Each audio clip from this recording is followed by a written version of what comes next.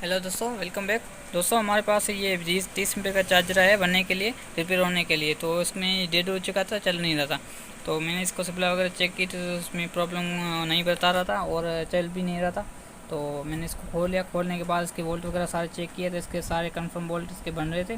तो उसके बावजूद भी ये चालू नहीं हो रहा था। तो उसका फंक्शन है, इसका आपको बताता चलूँ, ये ऑटोमेटिक है। जब तक इसमें बैटरी का कनेक्शन नहीं लगते तब तक ये यहाँ सपोर्ट नहीं करेगा, ठीक है। तो मैंने वो भी चेक करके देखा तो उसमें बैटरी जो चिमटे वगैरह थे मैं बैटरी में डाल के देखें तो ये देखें, ये चिमटे की बैटरी जो कनेक्शन है वो मैंने इसमें डाले हुए हैं, ठीक है। सो ये लगे हुए हैं।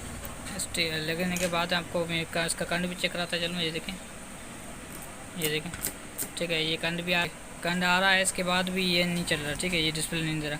तो ये मैंने पावर सप्लाई भी लगा दी है, सप्लाई के बावजूद भी ये नहीं बन रहा।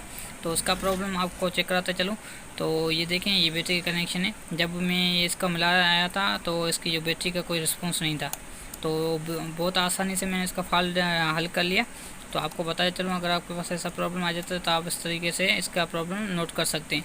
तो ये देखिए, मैंने कनेक्शन यहाँ से बैटरी के कनेक्शन में मिला रहा हूँ तो बैटरी का कोई रिस्पॉन्स नहीं आ रहा।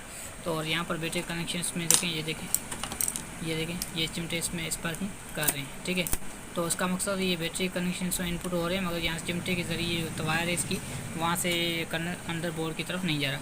तो मैंने इसके चिमटे खोल के चेक किए तो इसका चिमटा ये जो था यहाँ से स्पार्क हुआ था और यहाँ पे जो इसका टांके लगा हुआ था तो टांका निकल चुका था। तो ये देखो, मैंने जब भी इसको प्रेस किया तो ये चालू हो गया, चलना शुरू हो गया, ठीक है।